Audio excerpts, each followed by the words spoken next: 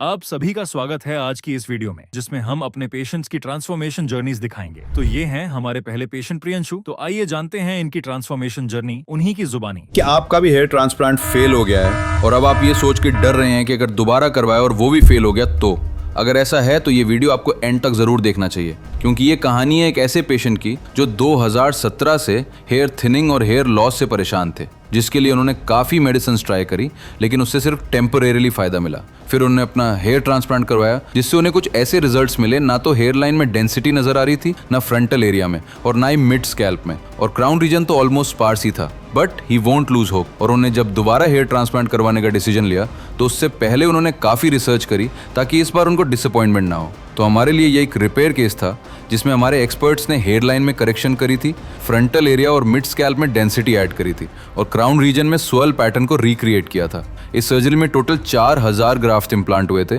जो पेशेंट के donor area से एक्सट्रैक्ट किए गए थे। अब पेशेंट के हेयर ट्रांसप्लांट को 1 मंथ कंप्लीट हो चुका है, जिसमें उन्होंने दोबारा क्लिनिक विजिट किया अपने फर्स्ट PRP सेशन के लिए, और साथ ही अपना एक्सपीरियंस भी शेयर किया। तो चलिए अब उनसे सुनते हैं उनकी इस जर्नी के बारे में। हेलो, मेरा नाम प्रियांशु द्विवेदी है और मैं पीलीभीत का रहने वाला हूँ। पीलीभीत में एक टाउन है बीसलपुर, वहाँ से रहने वाला हूँ। और मेरा ट्रांसप्लांट 2 अप्रैल सन 2025 को हुआ था QST क्लिनिक हरिद्वार से, और मैं यहाँ पर आज अपनी पहली PRP कराने आया हूँ। जैसे मेरा ट्रांसप्लांट हुआ और उसके बाद मुझे कुछ प्रिकॉशंस रखने थे, जो कि मैंने 10 दिन 12 दिन तक रखे थे। इसके बाद मैं अपने ऑफिस वापसी गया। वहाँ सबको थोड़ा थोड़ा पता ही था कि मैं ट्रांसप्लांट ही कराने गया हूँ, तो सबके थोड़े से रिएक्शंस ये थोड़े से क्यूरियस थे कि कैसा होता है, क्या प्रोसीजर होता है, और सब देख रहे थे। तो मैंने दिखाया भी, तो बोले हाँ ठीक है, अच्छा है, अभी पहले से काफ़ी है। तो मैंने बताया उनको ये चीज़ कि हाँ अभी ये हैं, पर धीरे धीरे सेटिंग फेज में थोड़ा शेड हो जाएंगे, फिर उसके बाद में दोबारा से ये फिर से ग्रो कर जाएंगे। मेरी जो बाल्डनेस है उसका जो मेन प्रॉब्लम मुझे नज़र आया वो था एक जेनेटिक प्रॉब्लम, क्योंकि मेरे फादर के भी बहुत कम बाल हैं, और मतलब मेरे पूरे ही आप कह सकते हैं कि ख़ानदान में ही थोड़े थोड़े सभी के बाल काफ़ी कम हैं मतलब। तो मुझे वहाँ से भी लगा, और ये मेरी प्रॉब्लम ग्रेजुएशन के फाइनल ईयर से लगभग 2017 या 2018 के आसपास से मेरे बालों में थिनिंग वगैरह स्टार्ट हो गई थी, और मेरे बाल कुछ कुछ टूटने भी लगे थे। होता है ना, आगे का फ्रंट जो हेयर लाइन होती है वो हेयर लाइन भी पीछे के लिए रिसीड होने लगी थी। तो उससे मुझे काफ़ी मतलब टेंशन होने लगी कि अब धीरे धीरे मेरी हेयर लाइन रिसीड हो रही है। इसके बाद में जब मेरा हेयर फॉल काफ़ी बढ़ने लगा, फिर मैंने सोचा क्यों ना डॉक्टर को कंसल्ट किया जाए। मैंने एक डॉक्टर हैं हमारे वहीं पे लोकल में, तो हमने उनसे जाके कंसल्ट भी किया और उन्होंने देखा, फिर उन्होंने कुछ मेडिसिन भी चलाई। तो मतलब शुरू में थोड़ा बहुत फ़ायदा हुआ, लेकिन बाद में मुझे लगा कि फिर से एज़ यूजुअल वैसा ही नॉर्मल भाई पैटर्न स्टार्ट हो गया। और जब तक मैं बाल छोटे छोटे रखता था एकदम, तब तक तो ठीक रहता था। जैसे ही बाल थोड़े से लेंथ बढ़ती थी उनकी, 4-5 महीने के बाल होते थे, तो वो फिर से टूटने लग जाते थे। उससे मेरा कॉन्फिडेंस बहुत ज़्यादा नीचे जा रहा था लगातार। और जैसा कि सब कहते थे कि भाई ये यूज़ कर लो, वो यूज़ कर लो, उससे ठीक हो जाएगा, इससे ठीक हो जाएंगे बाल, दोबारा आ जाएंगे। मैंने काफ़ी कुछ किया, लेकिन अंत में मुझे हेयर ट्रांसप्लांट ही एक ऐसा सोल्यूशन लगा कि मेरे लिए हेयर ट्रांसप्लांट ही बेस्ट रहेगा। अदरवाइज़ मतलब कुछ और मुझे ज़्यादा रास आया नहीं। जब ये हेयर फॉल मेरा स्टार्ट हुआ धीरे धीरे, तो फिर सेल्फ कॉन्फिडेंस मेरा काफ़ी नीचे धीरे धीरे जाने लगा, क्योंकि एक इंसान के लिए उसके लुक्स जो है वो बहुत बहुत मैटर करते हैं। जब वही है कि अच्छे कपड़े पहनना, वो भी मतलब पहनने में थोड़ी सी हिचकिचाहट होती थी। कहीं फंक्शन वगैरह में जाना तो वहाँ भी लगता था कि चलो अवॉइड ही करते हैं। तो इस तरीके से मुझे बहुत सारी दिक्कतें झेलनी पड़ी थी। फिर कहीं छोटे बाल करा लिए, फिर कैप लगा ली, तो इस तरीके से मैं उसको छुपाने की कोशिश करता था। पर फिर धीरे धीरे फिर मुझे यही समझ आया कि अब ये सब ज़्यादा बर्दाश्त होगा नहीं मुझसे। फिर मैंने हेयर ट्रांसप्लांट ही कराने का निर्णय लिया। एक्चुअली जब मैंने हेयर ट्रांसप्लांट के लिए फिर मैंने थोड़ी रिसर्च स्टार्ट की। मैंने खोजा कि कौन सा क्लिनिक है जो मेरे लिए बेस्ट रहेगा। बहुत सारे क्लिनिक मैंने कई देखे, चंडीगढ़, दिल्ली और भी बहुत जगह। फिर मैंने हरिद्वार का भी देखा, और हरिद्वार का एक यूट्यूब चैनल भी था उसमें, मैंने वो देखा, और उसमें मैंने काफ़ी वीडियोस देखी। उनको मैं रिसर्च करता रहा, उनको देखता रहा भली भांति। तो मुझे रिजल्ट्स कंपैरेटिवली और जगह से काफ़ी बेहतर लगे, और मैंने उनके रिव्यूज़ भी चेक किए। तो रिव्यूज़ में भी सबने यही लिखा कि बहुत ही अच्छा क्लिनिक है और स्टाफ का बिहेवियर बहुत अच्छा है, और तो इसी तरीके से मतलब मुझे वो चीज़ कॉन्फिडेंस आया। फिर मैं एक बार मिलने भी आया था उसके बाद में, तो मुझे यहाँ पे फिर से कॉन्फिडेंस दिया गया कि आपका रिजल्ट एकदम बेहतरीन आएगा और आपका अच्छे से प्रोसीजर होगा, आपको बिल्कुल कोई भी टेंशन लेने की आवश्यकता नहीं है। तो मुझे जब ये बिल्कुल भरोसा हो गया कि हाँ क्यूएसटी ही मेरे लिए बेस्ट है, उसके बाद में मैंने अपना ट्रांसप्लांट यहाँ पे डन कराया। अब जैसे कि बहुत से लोगों के मन में एक ये भी सवाल होता है कि पेन बहुत ज़्यादा होता है सर्जरी के दौरान, तो ऐसा बिल्कुल भी नहीं है। जब आप अंदर जाते हैं तो पहले आपको लोकल एनेस्थीसिया दिया जाता है। जब वो एनेस्थीसिया दिया जाता है उसके बाद में आपको, जब एनेस्थीसिया दिया जाता है बस उसी टाइम ऐसा होता है कि आपको हल्का हल्का सा चुभन सी होती है, बिल्कुल चीटी समान आप मानिए, जैसे चीटी अगर काटती है ना कहीं पे, तो उतनी ही बस वो निडल जब चुभाई जाती है, बस वही एक पीरियड ऐसा होता है जब आपको लगता है हल्का हल्का हाँ कुछ चुभ रहा है। उसके बाद में जब एक बार एनेस्थीसिया का प्रोसेस कंप्लीट हो जाता है, उसके बाद में कोई पेन नहीं होता है किसी भी तरीके का, और बस उसके बाद में आपका स्मूथली प्रोसेस सारा हो जाता है। आफ्टर ट्रांसप्लांट यहाँ का स्टाफ बहुत सपोर्टिव था। टीम ने मुझे लगातार मतलब मुझे गाइड करती रही, और जब मैं घर भी पहुँच गया तब भी मेरे पास डेली ही कॉल्स आते थे, मैसेजेस आते थे, उनके थ्रू मतलब मुझसे मेरे फोटोज़ मांगे जाते थे टाइम टू टाइम कि आप तीनों टाइम पे। और जैसे हेड वॉश होता है, तो हेड वॉश की प्रक्रिया भी मुझे अच्छे से बताई, फ़ोन पर भी बताई। उसके अलावा मुझे मैसेज के थ्रू व्हाट्सएप पे भी मुझे बताया गया कि आप ये फॉलो करें।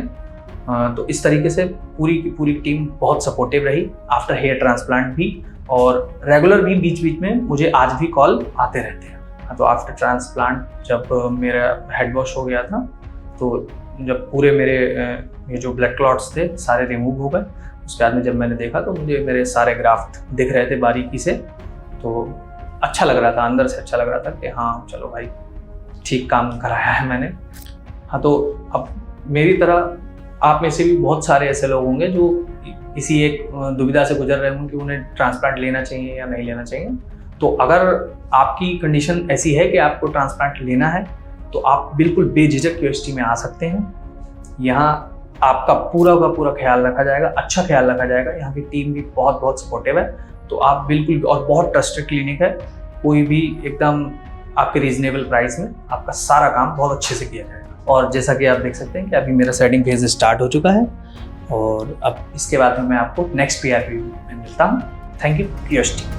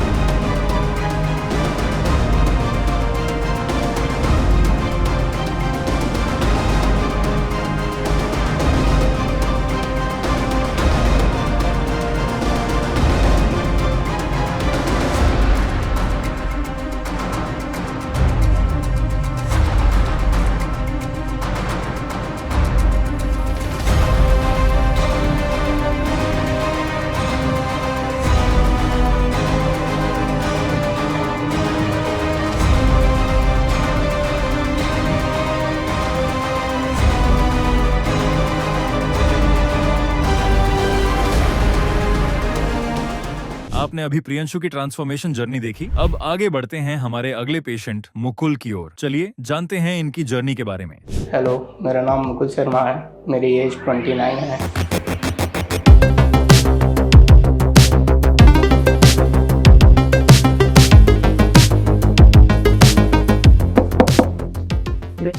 आइए, रुक क्यों गए? चलिए आपको अपना PRP का सेशन दिखाता हूँ। बहुत लंबे टाइम से मैं अपने हेयर फॉल से बहुत परेशान था, जिसकी वजह से अपना एक हेयर फॉल वो चीज़ है जिसकी वजह से आप अपना कॉन्फिडेंस लूज़ कर बैठते हैं। तो अब जब से मैंने ट्रांसप्लांट कराया है, तो जब से अब हल्का हल्का मेरे ज़रा बाल भी निकले हैं, शेडिंग फेस चालू है, लेकिन बहुत दिनों बाद दिख रहा है कि अपने स्कैल्प पर बाल देख के अच्छा खुशी महसूस हो रही है। हेलो, मेरा नाम मुकुल शर्मा है, मेरी एज 29 है। मैं यूपी के डिस्ट्रिक्ट मुरादाबाद का रहने वाला हूँ। मैंने अपनी सर्जरी लास्ट मंथ Jan 22 को कराई थी, और अब मैं फर्स्ट PRP के लिए 1 मंथ बाद क्यूएसटी क्लिनिक आया हूँ। सर्जरी होने के बाद कॉलिंग टीम ने डेली कॉल करके अपना डाइट प्लान और अपनी जो मेडिसिन थी टाइम टू टाइम कैसे लेनी है पूरा प्रिस्क्रिप्शन इसका दिया। और जो स्लीपिंग पैटर्न है उसके लिए आपको बिल्कुल सर्जरी के 1 वीक तक बिल्कुल स्ट्रेट पोस्चर में सोना है, जिससे कि अपना जो ट्रांसप्लांटेड एरिया है उसमें किसी हेयर ग्राफ्ट का लूज ना हो। और अपने डाइट प्लान पे स्पेशली ध्यान रखना है। और पर डे कॉलिंग टीम ने हमारा जो भी फोटोग्राफ्स थे आपके सर्जिकल एरिया के वो लिए और उसको गाइड किया। और दूसरा ये है कि आपको आफ्टर 5 डेज़ आपका जब फर्स्ट हेड वॉश होता है उसमें आपको ज़्यादा कुछ नहीं, सिर्फ जॉनसन बेबी शैम्पू उसका झाग बना के ऊपर रखने हैं और सिर्फ फिंगर टिप से उसे वॉश करना है, ज़्यादा फोर्सफुली वॉश नहीं करना जिससे कि आपका हेयर ग्राफ्ट डैमेज हो सकता है। तो कॉलिंग टीम का बहुत अच्छा रिस्पांस रहा और जो भी हमारी क्वायरीज होती हैं जो हमने पूछी उनका प्रॉपर उन्होंने रिस्पांस दिया और काफ़ी अच्छा लगा। जब आपका सर्जरी का शेड्यूल होता है तो जब आप ओटी में जाते हैं तो वहाँ का एनवायरनमेंट काफ़ी शांत होता है और बहुत हाइजीनिक भी होता है। और जब आपको एनेस्थीसिया दिया जाता है तो बहुत माइल्ड सा हल्का सा पेन होता है, लेकिन उसके बाद आपको कुछ नहीं पता लगता कि आपकी सर्जरी कितने टाइम में और कितनी जल्दी कंप्लीट हो गई। और दूसरा जो डॉक्टर्स का बिहेवियर था वो भी काफ़ी अच्छा था, स्टाफ का बिहेवियर भी बहुत अच्छा था। बीच बीच में आपको टॉयलेट्स वगैरह के लिए ब्रेक मिलता है और बीच बीच में स्नैक भी आपको प्रोवाइड किए जाते हैं, जिससे कि लॉन्ग ड्यूरेशन सर्जरी में आपको कुछ ज़्यादा दिक्कत ना हो और आपका सर्जरी अच्छे से कंप्लीट हो जाए। और बाकी बहुत अच्छा था। मेरे 4500 ग्राफ्ट टोटल लगे हैं, जिसमें कि मेरा फ्रंटल एरिया कवर हुआ है जैसे आप देख सकते हैं और थोड़ा मिड एरिया भी है। और जो मेरा डोनर एरिया था वो बैक साइड से, यहाँ से डोनर एरिया से मेरे ग्राफ्ट लिए गए थे और थोड़ा यहाँ नीचे बियर्ड से भी मेरे ग्राफ्ट लिए गए थे। और टोटल लगभग मेरा 12 आवर्स का सर्जरी प्रोसीजर रहा, जो कि काफ़ी अच्छा रहा और मैं अच्छे रिजल्ट की होपफुली प्रयास करता हूँ। तो मेरा सर्जरी का 1 मंथ कंप्लीट हो गया है, तो इसलिए मैं फर्स्ट अपनी पीआरपी के लिए क्वेस्टी क्लिनिक आया हूँ। तो अभी तो फ़िलहाल मेरा ब्लड सैंपल्स लिया गया है और आगे देखते हैं प्रोसीजर क्या होगा। चलिए मैं आपको दिखाता हूँ। बहुत लंबे टाइम से मैं अपने हेयर फॉल से बहुत परेशान था, जिसकी वजह से अपना एक हेयर फॉल वो चीज़ है जिसकी वजह से आप अपना कॉन्फिडेंस लूज़ कर बैठते हैं। तो अब जब से मैंने ट्रांसप्लांट कराया है तो जब से अब हल्का हल्का मेरे ज़रा बाल भी निकले हैं, शेडिंग फेस चालू है, लेकिन बहुत दिनों बाद दिख रहा है कि अपने स्कैल्प पे बाल देख के अच्छा खुशी महसूस हो रही है और दूसरा कॉन्फिडेंस भी आ रहा है हल्के हल्के। तो होपफुली अभी आगे मेरा काफ़ी रिजल्ट आना बाकी है, तो आपसे बने रहेंगे और आप बताते रहेंगे।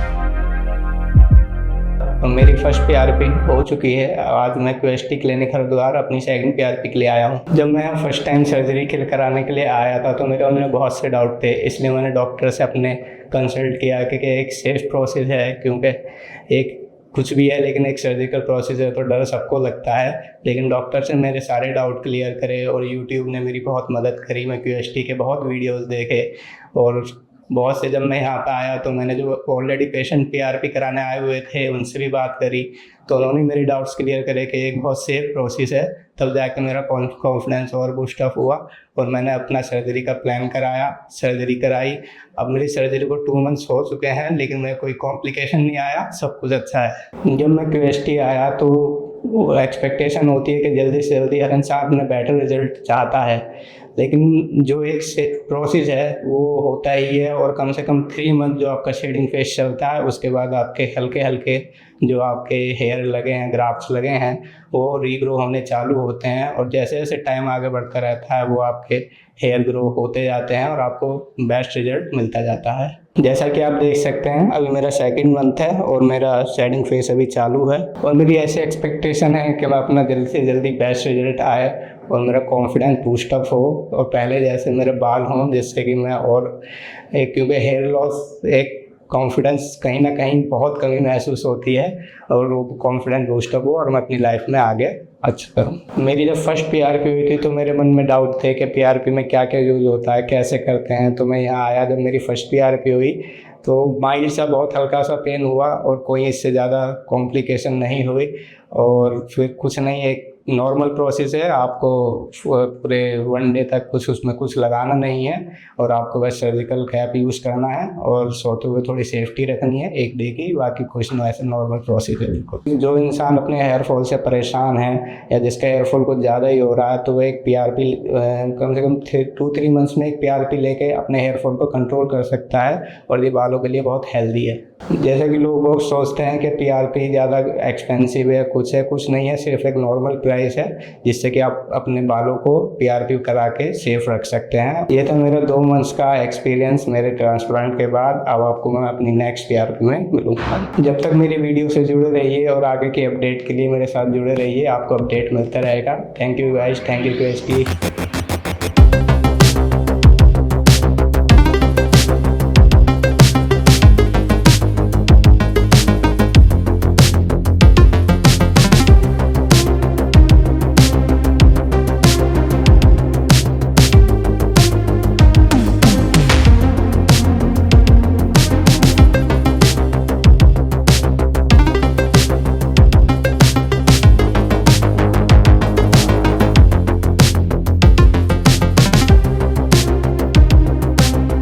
अभी आपने मुकुल की ट्रांसफॉर्मेशन जर्नी देखी। अब मिलते हैं हमारे अगले पेशेंट बिलाल से। आइए जानते हैं इनका एक्सपीरियंस कैसा रहा। बेइज्जती महसूस होती थी, मतलब अंकल टाइप वाइब आती थी। और अब 6 महीने के बाद जब मेरा हेयर ट्रांसप्लांट कंप्लीट हो चुका है और आप लोग अभी कंडीशन देख सकते हैं कैसी है।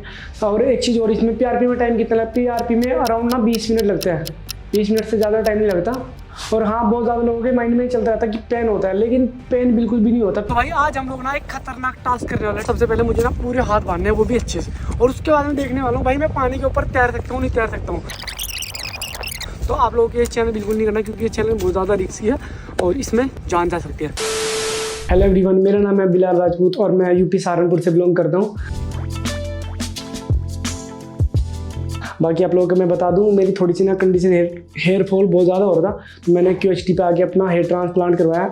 और पहले थोड़ी सी कंडीशन बहुत ज़्यादा ख़राब थी, क्योंकि यहाँ तक ना मेरा पूरा का पूरा सर गंजा था। और अब अभी आप लोग देख लो, पहले 6 महीने पहले जब मेरे यहाँ पे ना आधे सर में बाल थे, आधे में नहीं थे, तो थोड़ा सा ना यार वो बेइज्जती महसूस होती थी, मतलब अंकल टाइप वाइब आती थी। और अब 6 महीने के बाद जब मेरा हेयर ट्रांसप्लांट कंप्लीट हो चुका है और आप लोग अभी कंडीशन देख सकते हैं कैसी है, तो 6 महीने के बाद अब अच्छी वाइब आती है। पहले से लगता था 30 की मेरी एज होगी, बट अब थोड़ा अच्छी वाइब आती है पहले में और अब में बहुत ज़्यादा डिफरेंट है। मेरी पहली और अब आपकी पहली फ़ोटो देख सकते हैं और आपकी कंडीशन देख सकते हैं। और मेरी ना अभी 4थी PRP है और हर PRP पे आप लोग मेरी कंडीशन देख सकते हैं।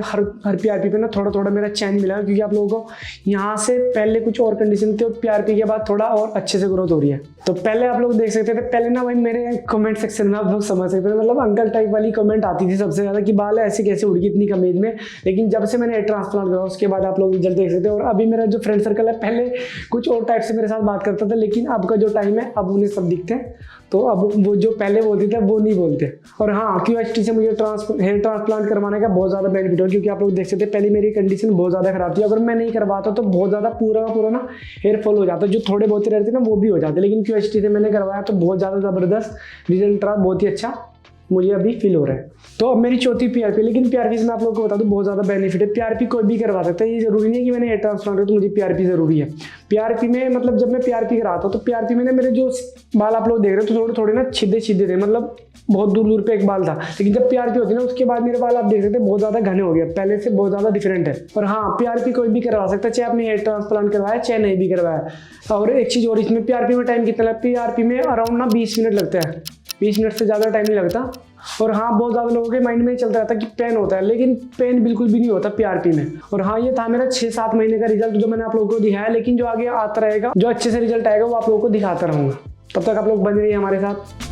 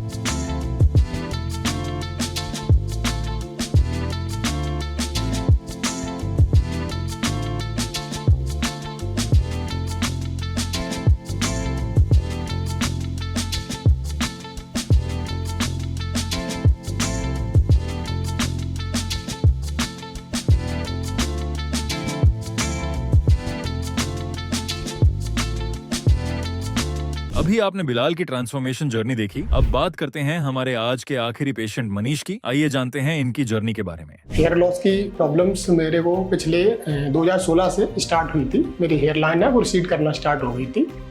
यहाँ काफ़ी चीज़ें मुझे अच्छी लगी विजिट करने के बाद। जैसे यहाँ का स्टाफ बहुत अच्छा है, यहाँ पे क्लिनिक सफाई बहुत अच्छी है। ये मेरा हेयर ट्रांसप्लांट के 1 महीने का रिजल्ट है जो आप देख ही रहे होंगे। शेडिंग फेस स्टार्ट हो गया। मेरा नाम मनीष कुमार है, मैं उत्तर प्रदेश इटावा का रहने वाला हूँ और मेरी जो एज है 31 हो चुकी है।